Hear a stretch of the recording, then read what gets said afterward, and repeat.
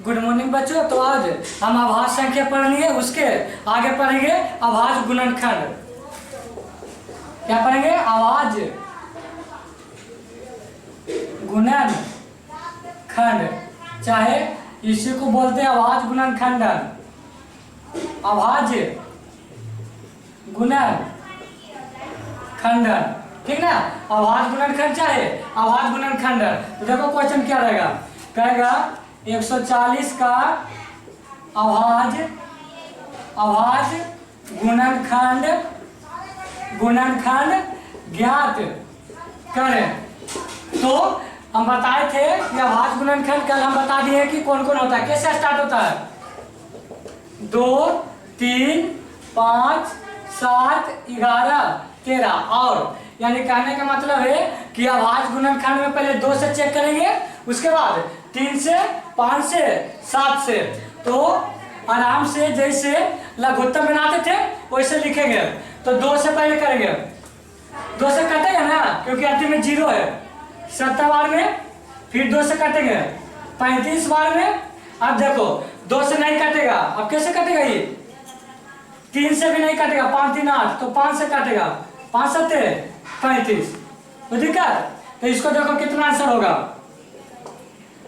2 है, 1 2 स्क्वायर होगा, 2 है तो 5 गुने 7, ठीक ना। तो 140 का अभाज्य गुणनखंड कौन हो गया? जो बाहर रहता है, जो होता है नीचे 1 है, जब तक नीचे 1 नहीं है जब तक लगाते जाओ। पहले 2 से चेक करो, उसके बाद 3 से, उसके बाद 5 से।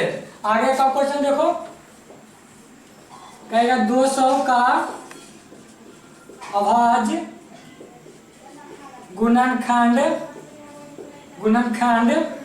ज्ञात करे। इसका आंसर क्या होगा?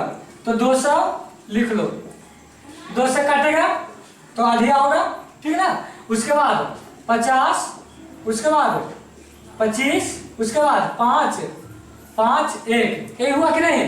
तो कह लो 1 2 3, यानी तुम्हारा 2 गो 3 है और 5 2 गो, ये तुम्हारा 200 का अभाज्य गुणनखंड हो गया। एक चीज आप बताए थे कि अगर किसी संख्या पर 0 पावर हो तो उसका मान 1 आएगा, बताए थे ना। चाहे कितना भी बड़ा संख्या उस पर पावर अगर 0 आ गया तो उसका मान 1 होगा, ठीक ना। तो ये हो गया अभाज्य गुणनखंड ज्ञात करें। इसका एक और एग्जांपल लेते हैं, उसके बाद इसमें आगे बढ़ते हैं। 140 का जगह कितना होगा? 900। तो 900 क्या करते हैं? अभाज्य गुणनखंड। तो 900 लिखते हैं यहाँ। देखो 2 से कटेगा 450, फिर 2 से कटेगा 2 25, फिर देखो 3 से ही कट रहा है, 2 2 4 5 9, तो 3 होगा, तो कितना होगा? 7 21 5, 3 से कटेगा 25, 5 5 1। तो देखो 1 2, यानी तुम्हारा 2 2 गो है, 3 2 गो है, फिर 5 2 गो है, ठीक ना। तो ये तुम्हारा अभाज्य गुणनखंड हो गया, चाहे अभाज्य गुणनखंडन हो गया, ठीक ना। तो अब आगे पढ़ेंगे क्या? अभाज्य गुणनखंड का घात इसे में पूछ देता है। देखो कैसे पूछता है जो।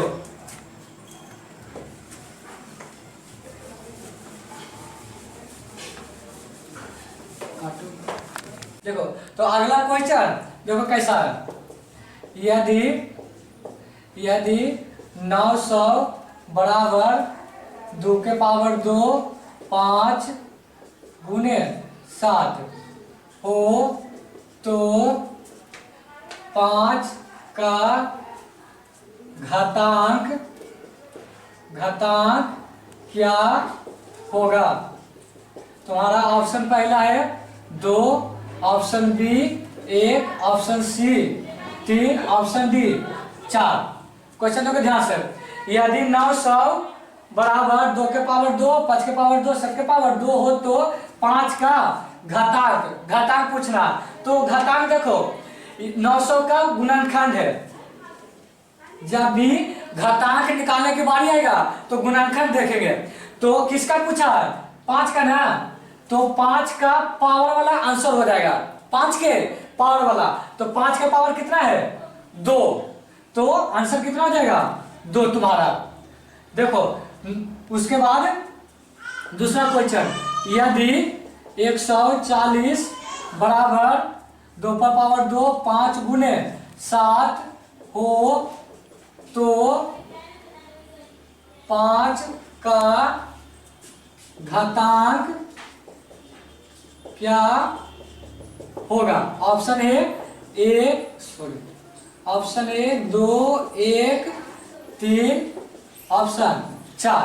तो ध्यान से देखो तो क्या का पूछा है 5 का, तो 5 का पूछा है तो इसमें क्यों नहीं 5 किधर है यह 5 के पावर वाला आंसर होगा। घातांक में पावर वाला होता है आंसर जिसका पूछे। तो देखो 5 के पावर कुछ नहीं है, कुछ नहीं रहता है तो एक छिपा हुआ रहता है। क्या रहता है एक छिपा हुआ, यानी 5 के ऊपर एक छिपा हुआ है, इसलिए इसका आंसर कौन होगा बी हो जाएगा। ठीक ना। और देखो कभी कभी क्वेश्चन में क्या होता है कि गुणनखंड तुम्हारा नहीं देगा, गुणनखंड नहीं देगा, डायरेक्ट तुम्हारा पूछ देगा कि 5 का घातांक कितना होगा। जैसे देखो ये वाला नहीं देगा, क्या कहेगा यदि 140 के अभाज्य गुणनखंड में 5 का घातांक। तो देखो ध्यान से इसमें अभाज्य गुणनखंड ना दिया है तो इसको पहले 140 का अभाज्य गुणनखंड निकाल लेंगे। तो देखो 2 70 आएगा, 35 आएगा, 5 आएगा, 7 आएगा, 1 आएगा। तो देखो 2 स्क्वायर 5 गुने 7 नहीं ना दिया हुआ है तो आप पहले निकाल लेंगे अभाज्य गुणनखंड। देखो तो 5 का एक पावर भी नहीं है तो इसमें एक छिपा हुआ है, इसलिए ऑप्शन ए होगा। तो हम कह रहे हैं कि कोई कोई क्वेश्चन में तुम्हारा अभाज्य गुणनखंड दिया हुआ रहेगा, तो जिसमें अभाज्य गुणनखंड दिया हुआ रहेगा तो उसमें आसान होता है, डायरेक्ट हम इसी में से खोज के आंसर लिख लेंगे। और जिसमें नहीं दिया हुआ रहेगा उसमें तुम्हारा ये निकालना पड़ेगा अभाज्य गुणनखंड। जैसे इसमें कोई और पावर मान लीजिए 900 नहीं रहता, इसका अभाज्य गुणनखंड में कोई और रहता 3 8 4। इसमें क्या देता तुम्हारा कि 7 का घातांक ज्ञात करे, 7 का घातांक ज्ञात करे। तो 7 वाला देखो के पावर 4 तो आंसर कितना हो जाता 4 तुम्हारा आंसर हो जाता। उसी प्रकार तुम्हारा 8 के पूछता, सॉरी 8 के नहीं 5 के, तो 5 के घातांक पूछता तो तुम्हारा आंसर कितना हो जाएगा 5 के पावर 8 है। अगर 2 का पूछता तो 2 का कितना है 3, तो तुम्हारा 3 आंसर हो जाएगा। यानी जिसका पूछेगा उसका पावर देख लेना, ठीक ना। उसके बाद अगला देखो किस टाइप का क्वेश्चन पूछा। देखो तो इस बार एग्जाम में तुम्हारा किस टाइप से पूछा तुम्हारा क्वेश्चन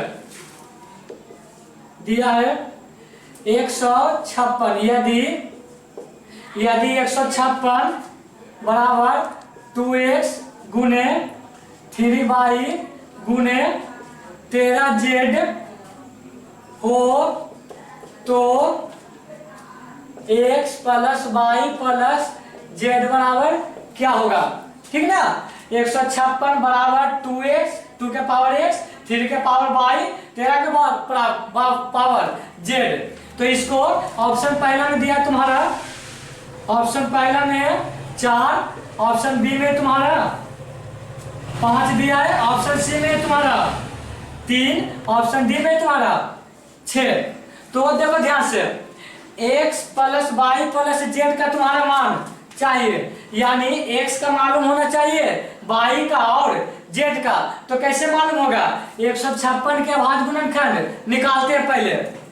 तो 156 के निकालो, 2 से काटेगा कि नहीं क्योंकि अंतिम में 6 है, 7 दूनी 14 8 दूनी 16, फिर 2 से कटेगा तो 2 कितना होगा 2 तिया 6 और 1 9 39 होगा कि नहीं।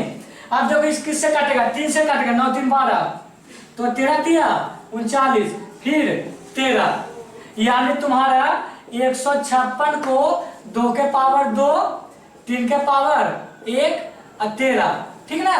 जिसके पावर पर कुछ नहीं है पावर, जिस संख्या पर कोई भी चिन्ह या पावर नहीं है उस पर 1 छिपा हुआ रहता है, यानी 2 पर पावर 2 होगा, 3 पर पावर हम 1 लिख सकते हैं, 13 का पावर 1 लिख सकते हैं। तो ध्यान से देखो, तुम्हारा 2 के पावर यहाँ x है, ठीक ना, और यहाँ पर 2 के पावर क्या है, 2 है। तो ये 2 है नीचे, और ये पावर के नीचे भी 2 है, तो ये वाला x के बराबर 2 होगा, पावर वाला पावर दोस्त होगा, यानी ई दोस्त होगा x के, यानी तुम्हारा x का मान 2 आ गया। दूसरा देखो 3, यहाँ 3, इसका पावर 1, इसका पावर y है कि नहीं, यानी y बराबर 1।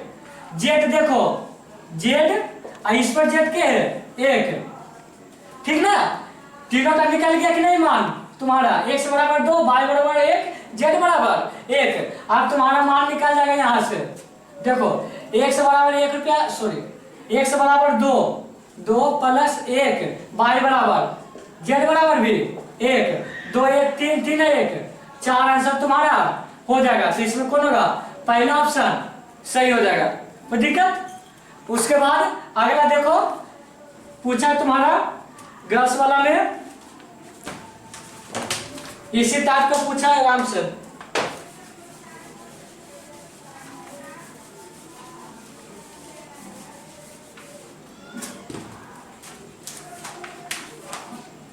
यदि 140 बराबर 2x गुने 5y गुने 7z हो तो x plus Y minus Z बराबर व्हाट। ऑप्शन में तुम्हारा है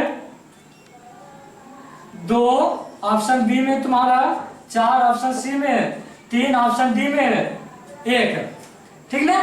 तो इसको भी पहले हम अभाज्य गुणनखंड निकालते हैं 140 के, 70 बार में, 35 बार में, उसके बाद आएगा 5 बार में, उसके बाद आएगा 7 बार में। यानी कहने का मतलब तुम्हारा क्या हो गया, 140 बराबर 2 के पावर 2,